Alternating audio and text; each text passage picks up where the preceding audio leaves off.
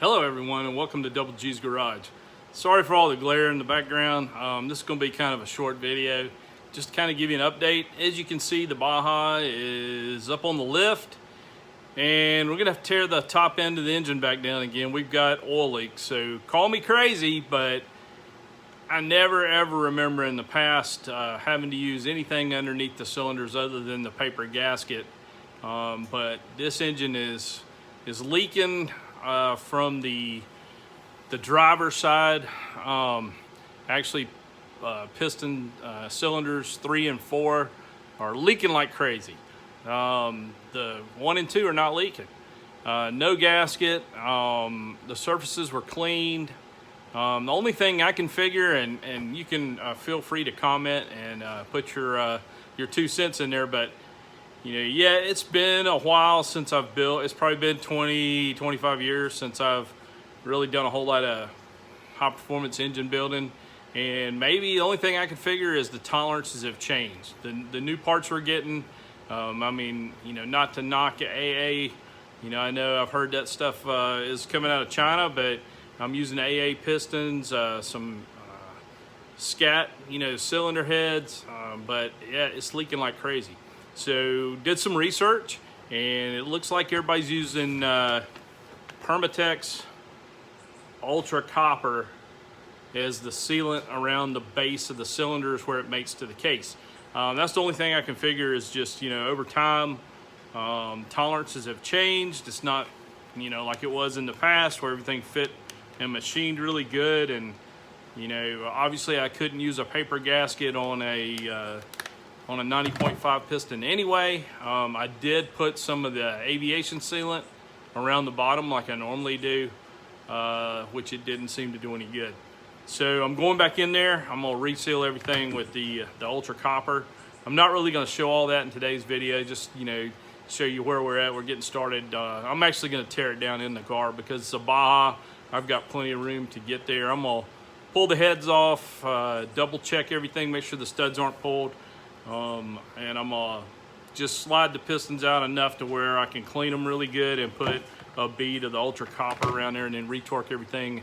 Everything I can read from all the engine builders are saying, hey, leave this stuff on there for at least 24 hours after you've torqued it down before you apply any solvents or oil or anything else to it or run it. So that's what we'll do. We'll take our time with it, and then we'll report back on what we're doing.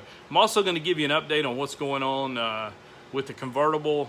Getting kind of excited about starting on that. I kind of cleaned out the shop, actually sold off some stuff, got some more room around here, got a little bit of refocus on trying to get working on finishing the paint job on the convertible.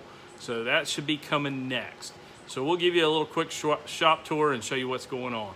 So here we are starting our tear down. I've removed the deflector off the back here, getting ready to pull the exhaust, pull the heater boxes, pull the carburetors off. Try not to change any of the linkage or mess with anything because it was running sweet. It really was. It was running awesome. Didn't really have to do a whole lot of tuning to the dual carbs right out of the box. So shout out to Impy. I'm running those Impy 40s. I've seen a lot of posting lately about everybody's kind of, well, not everybody, but a lot of individuals that maybe haven't worked with the dual carbs in the past. They kind of shy away from them. They want to run that 2-barrel, was it a Holly Weber, basically Ford Pinto carburetor on there, and that's what was on this when I got it. I disagree, of course.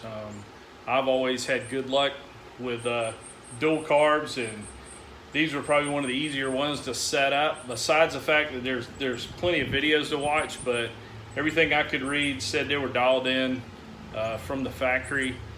I really didn't mess with very many of the adjustments at all, other than linkage and the throttle stop to get them synced up, and honestly it ran beautiful, other than the oil leak. So I ran into some of the typical things you run into with aftermarket parts, trying to get the vents put into the empty valve covers, and the little fittings are kind of short. So I'm probably going to redo that. And just parts and pieces, things don't always fit exactly like they should. So going back and kind of tweaking some of that. But it came together good, and like I said, we'll get it back going again. And hopefully, the big holdup is what I'm always held up for, holding out for parts. I'm waiting for some push rod tubes. I don't like to reuse them, especially on a performance engine after they've been crushed. I know some of you might disagree. You can pull them back out, stretch them, and reuse them. If it was a stock engine, I wouldn't hesitate to reuse some brand new push rod tubes and crush them again. But for this engine, I want to make sure it's sealed up really good. So I'm gonna try even a different one. I'm trying some of the EMPI push rod tubes that are a little bit wider. I've got a little bit of adjustment to do on the ratio rockers, on the swivel adjusters, and on the push rods themselves. They're running a little close to the edge of the push rod tube, so we'll go back in there, and I've got some shims on order. I had to stack some washers underneath the rocker arms to get enough clearance to adjust the valves. So there's still some stuff I need to do there.